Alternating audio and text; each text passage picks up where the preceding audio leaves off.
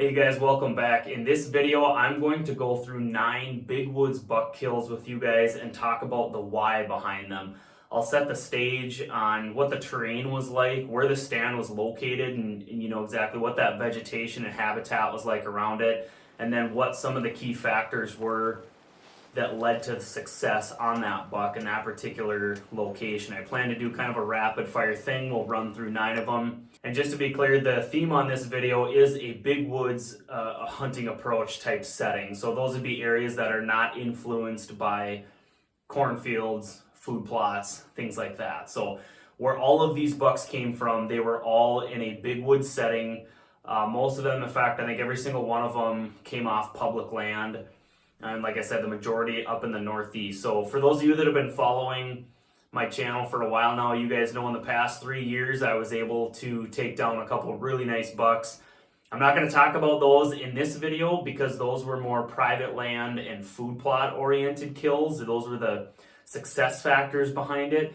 But for this video in particular, we're just going to focus on that remote public land, big woods situation. So with that, we'll get rolling on it, and if at any point in the video you guys appreciate the content, you want to see more like this, do me one favor and subscribe to my channel. That really helps me out. And so with that, we'll jump right into it. Okay, so this first buck I'm going to talk about is a nice chocolate horn 10-pointer. This one I was able to shoot with my rifle up in northeastern Minnesota.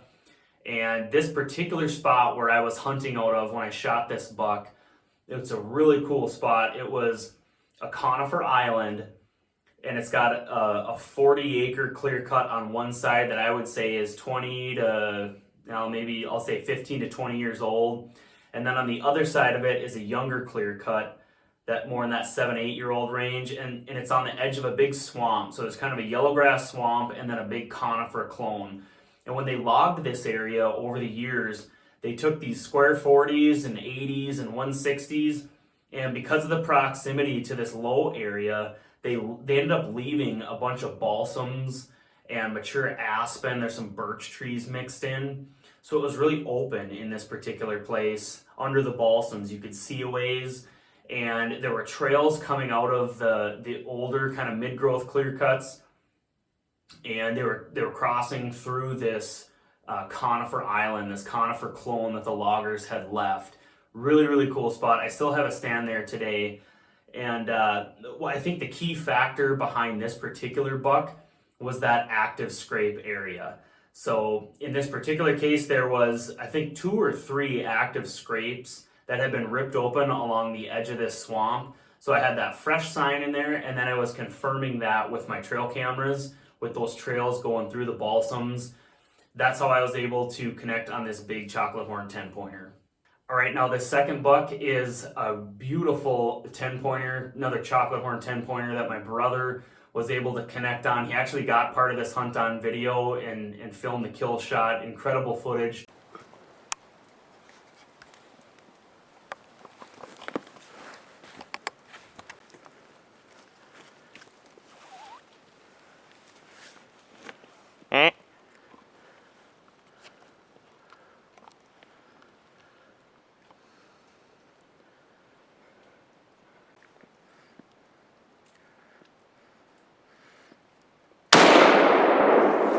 Up in northeastern Minnesota, and this setup was another conifer island. This one was set kind of similar to where there was except he had a bigger swamp on one side of it. It was on the edge of a big hill, mature conifers that were left by the loggers, a bunch of big mature balsams left in this area. There were some mature aspen they left too, but down below he was overlooking a great big, it even turned into cattails, the swamp at some point far enough away.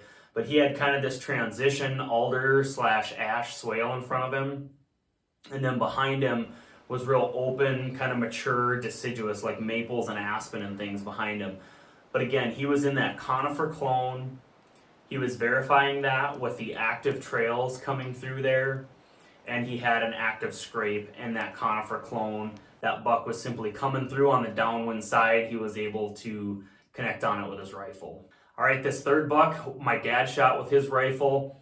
The terrain in this particular case was he was hunting in an ash swale surrounded by a very large aspen regen cutting.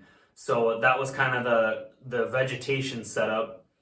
Now, in that particular clear cut, he had trails kind of spider webbing all through. He was confirming that he had active deer trails and active activity in that clear cut, like I talk about all the time. You're verifying that with wet, fresh droppings, fresh tracks, rubs and scrapes, things like that. He had all the sign in that clear cut, and they were using this ash swale as a transition area with those trails crisscrossing through it. That's what led to success on that particular stand location and how he was able to verify that. All right, now buck number 4 was one that I shot with my bow. This one was your classic Swamp Island setup. Beautiful, beautiful, mature Northwoods buck. One of my favorite bucks to this day that I've ever shot.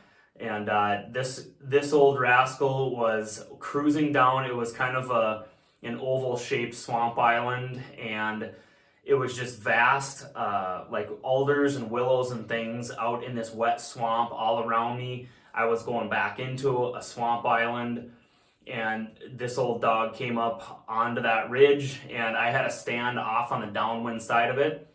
One of the key factors in this particular case was an active primary scrape right in the middle of that swamp island. I was confirming that with trail cam photos on the scrape. I got him on the scrape, pictures of him, and as well as other nice bucks.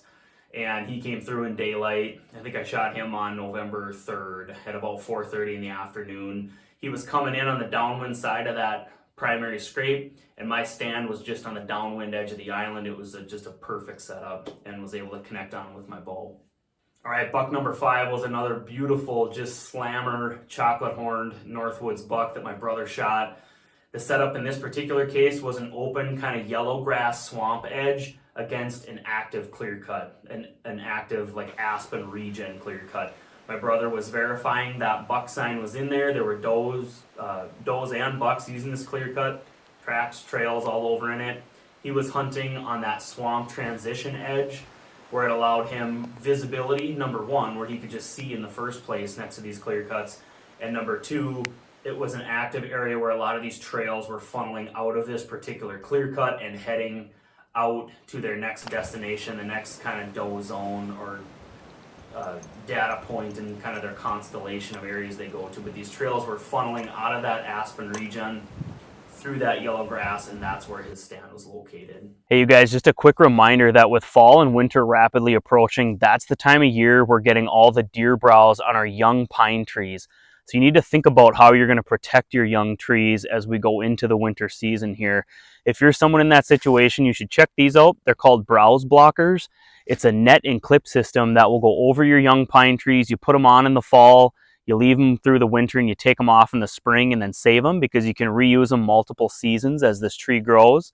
But that will stop deer browse on your young pine trees. If it's something that you think might help you out, check them out at the website on the screen here. It's just browseblocker.com.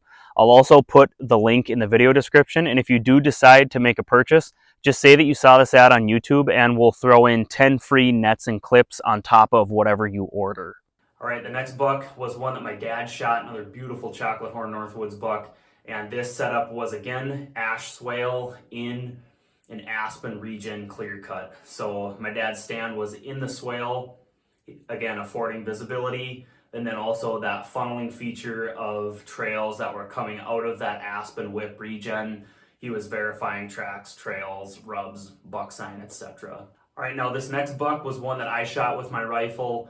This was a cool Northwoods buck, and I ended up taking him in a setting where this one was more of just a popple region. I was in some older popples, and then to the side of me was a much younger aspen regen area.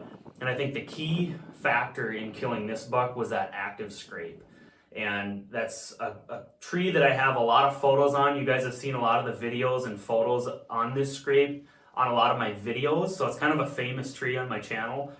But that's where I shot this buck.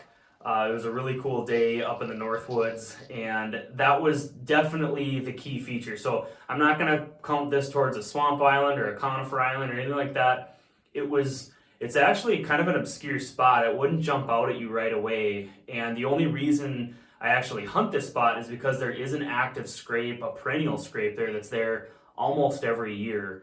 And I run cameras on it a lot, like I say. So that was the key factor in this case. It was a less conspicuous big buck spot. It didn't give you that bucky feel when you come up on it, but that active primary scrape that I get all kinds of pictures on tells me I have to have a stand there and I have to be hunting there.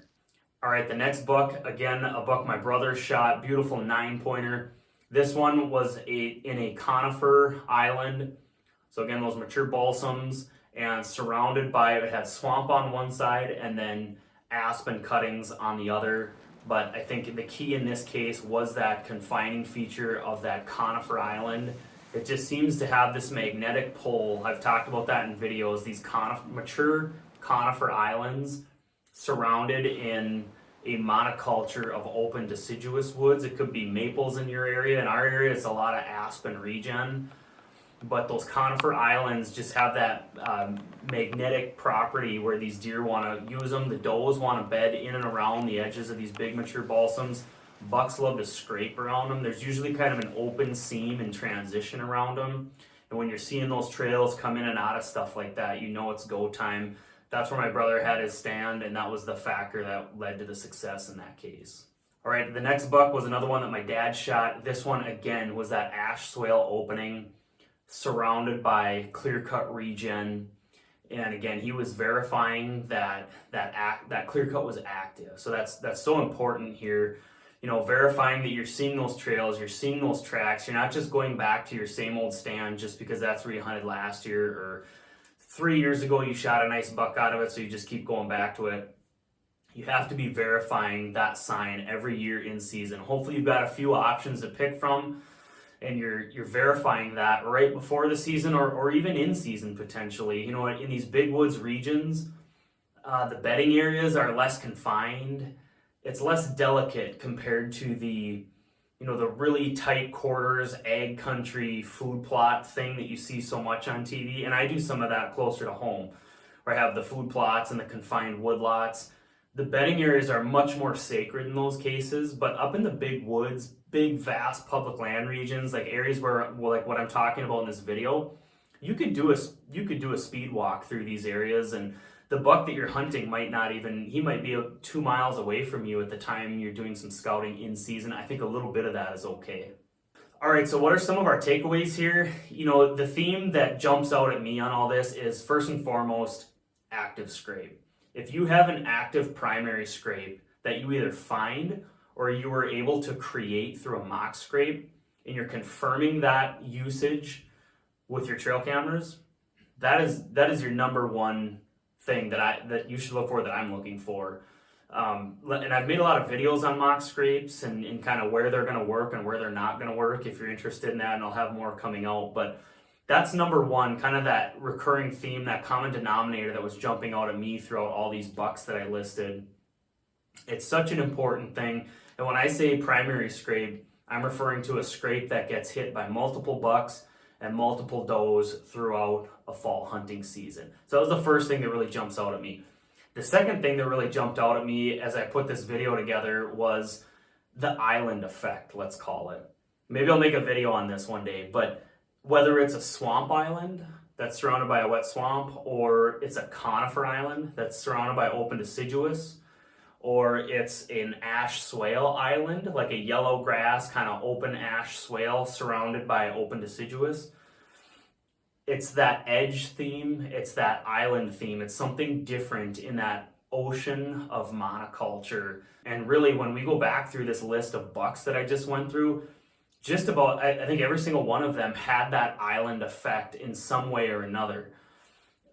Really interesting. I found that very interesting. And, you know, this isn't rocket science either. I mean, a lot of you guys know whitetails are edge creatures, and a lot of times where we find those scrapes and rubs, it's on transition zones and edges. So there's nothing, you know, secretive about that per se. We all know that. But at the same time, when you line up 9 big mature big woods mature buck kills, when you line them up in a line like this and you just go down the line and kind of recap where those stands were and what the setting was, it really jumps out at you as a really strong correlation there to where we're killing these bucks. So hopefully this gives you something to think about as you're scouting going into this fall, and as you're thinking about which stands you're going to hunt and where you're going to place your cameras. Maybe you guys got something out of this video from some of the bucks that we've killed in recent years. And I hope the video helped you. The fall is almost here, so get fired up. Let me know in the comments where you're at on your scouting. Do you have your stands ready to go? Shoot me a comment down below, and I like to interact and respond to those with you guys. Take care, and I will catch you on the next video.